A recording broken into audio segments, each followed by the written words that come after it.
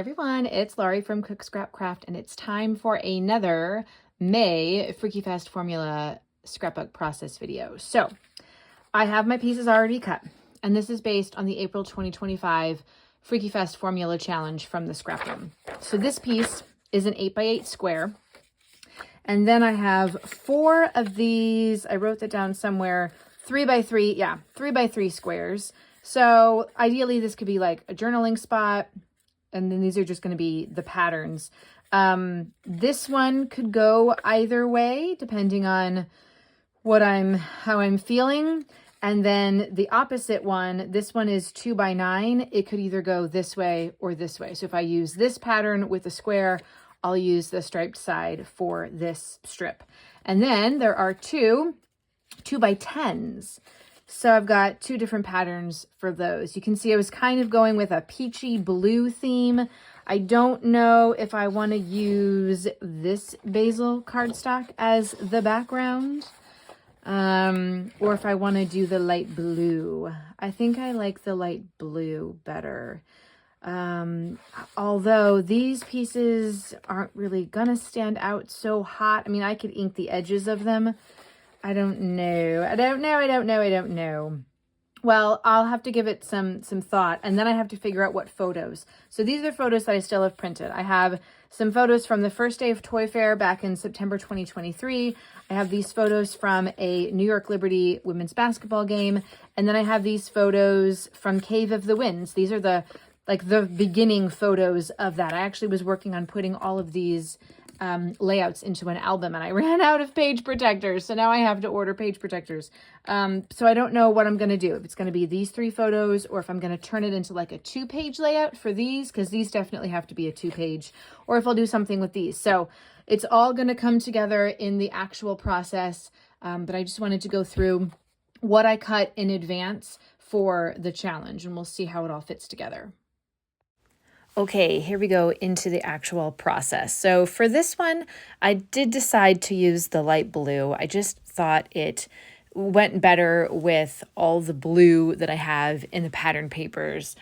So I'll save that other cardstock. The color of that was actually Flintstone. So it's really more of a kind of a dark gray. So I'll save that for something else. So it will get used. It's just not going to get used for this one. So I just had to cut off the branding strip of that. The color of this blue that I'm using, oh, you know what? I have absolutely no idea. I threw out the branding strip. So, but it's really pretty color, and you can see what it actually is called in my May haul video, which is up on the channel. And then you can, see if they still sell it in a store near you. Putting these pieces together, sometimes it takes a while to figure out like the best placement. And I think I knew that the 3x3s were going to be squares as I was cutting them out, and I kind of had an idea in my head of how they could go, and yet when I was trying to put them in that positioning, they were just really big. They were just so big. And then it's kind of weird with the different paper strips. So ultimately, I decided, well, the squares are not going to go in a configuration that I had originally thought of. So, but what I can do with them is make them be a grid and possibly cut my photos down and use those squares as mats for the photos. And so that's what I end up doing. So the photos, as I said before, were 3x3. So I'm just going to cut down these 3 photos that were originally printed 4x6. And I'm going to cut them down to about 2 3/4 by 2 3/4. So still going to be equal squares. You can still see some of the pattern going around behind it. And then I still get to use the piece that I said could be a journaling spot as a journaling spot. So that's kind of where this is the layout and design that I created. I am very curious to go back to the Scrap Room website and see what the design team inspiration was for this, and just see or go into the Facebook group and look at everything that was submitted for the Freaky Fast Formula Challenge for April, and see if anybody else came up with the same thing or something similar, and how theirs was a little bit different than this. I'm really, really curious. But for right now, we're just focusing on this. And if you don't know a Freaky Fast Formula Challenge, they give you you might have heard it called a recipe challenge, but they give you specific sizes of patterned papers or whatever, cardstock. You can use whatever, but you have specific sizes that you have to use. And then you put it together. So it's definitely like a backwards type of scrapbooking, where you might start with photos and then, or you just kind of like you have an idea of what it looks like, what the scrapbook layout's going to look like. It's not using a sketch. It's definitely scrapbooking backwards. You don't know what the configuration is going to look like when you first start, which can make it kind of tricky. These can be difficult. This was a little bit of a challenge with the pieces that I had to cut out, but I just tried to find some pattern paper that all went together, that was in my stash, and I think I made it work. So I hope that you are enjoying this challenge that I've set for myself for the month of May to only do Freaky Fast formula challenges. I do have a May playlist started already, so you'll find this process video and all the rest in the May playlist. If you miss any of the process videos, you don't have to miss any of the process videos. You can subscribe to the channel, and then you will always get a notification that a new video has come up. And obviously, if you like this video, that helps me out as well.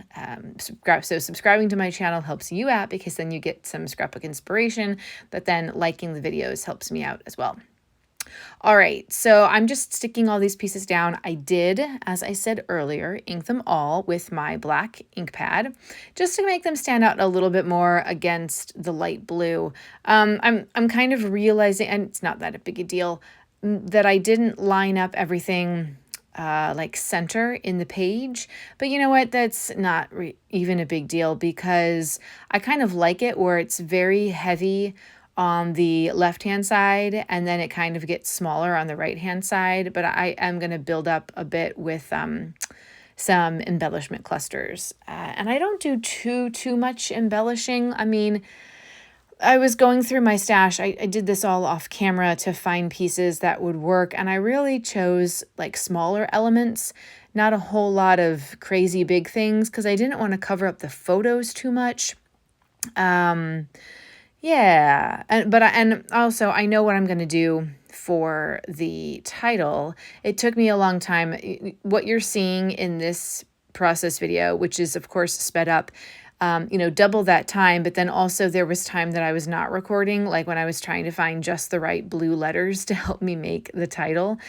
Oh my gosh, I have so many blue letters and yet none of the correct letters to make the word that I wanted to make. So I pulled a little tassel banner from a Vicky Bouton sticker sheet to go on the top there. And then the word lucky comes from an American Crafts foam sticker sheet. And then I'm going to make the word liberty.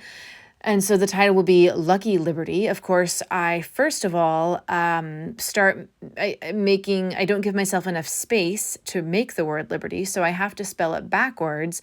Then I start spelling it wrong. Sometimes scrapbooking is a challenge. So I have to peel up the letters, and then I realized these don't really stick that well. They're kind of losing their adhesive. These are old Pink Fresh Alpha stickers. So I'm going to help glue them down a little bit with a Elmer's glue stick that you'll see coming in here in a second. But I know I was talking about something else before I got sidetracked. Oh, so the title is Lucky Liberty because these are photos taken at a New York Liberty game back in September 2023. It might have been a playoff game. I'm not totally sure. I don't really remember, and I didn't make any notes. So we're just going to say that it is. I don't write that in the journaling, but I think that's why we went. So yeah, I just have a picture of sort of the beginning with they have a flame, the Statue of Liberty flame at the beginning of the game. And then there's a photo of my daughter in front of a big sign that said New York Liberty. Although when we went to get her picture taken next to it, we were yelled at that we couldn't be there. And I thought, why would you put a photo op that you can't have people take their picture next to? But whatever. And then there's another picture of my daughter just kind of standing in front of the court, actually looking happy. So she's not really a fan of sitting through sports games. That's a little it's a little boring for her. She says she likes playing basketball, but she doesn't like watching it. And we're like, okay, well, we're just trying to inspire you a little bit, and maybe watching the game will help your game a little, but whatever. She's a little too young to understand the logic behind things. So I've added in a paperclip heart that came from a Jen Hadfield collection. And then now I'm adding in, I found all like the hearts and enamel dots and stars in my stash that were bluish. There's going to be some silver in there as well, but that's because the tassels that I put on were also silver. So I'm just creating a cluster of those pieces over there, adding the glue stick because I'm not totally sure that everything is going to stick on its own. And I'm just kind of building that area up right over there. And then down at the bottom, there's a word that says amazing. And it was amazing that I got the adhesive backing off of that one, because that came from an American Craft sticker sheet where the adhesive is impossible to get off. And then I'm adding some more of the stars and the hearts and the enamel dots. And there's a few like little colored stickers too from the Vicky Booten sticker sheet that I thought would be really good. So I'm kind of keeping in the family of blues and teals, throwing in a little bit of gold and silver as well, just for funsies, and a little bit of pink, because there is some pink in those two pattern papers that I have over on the left-hand side. And then I'm going to do my journaling, and that's really it. So the longest part of this Freaky Fast Formula challenge was just trying to figure out how to put the pieces on the sheet, on the cardstock, in a way that was pleasing to the eye. And then, finding the letters for the alpha stickers. And everything else kind of just came together really easily. So I hope that this video was inspiring for you, and that you consider coming back to my channel to watch more process videos. I'm going to try to do, I don't know, I don't have a set goal for how many of these May process videos to do. So you might see a lot one week, and you might see like 2 another week. We'll just kind of see how life goes. These are the close-ups. You can see things in a little bit more detail. Essentially, this is like a grid layout, and super easy. I love grid layouts. I love doing those in different ways. So here's the finished layout, all nice and ready for you. And if you want to follow me on other social media channels, you can do so right here. Thanks for watching. Bye.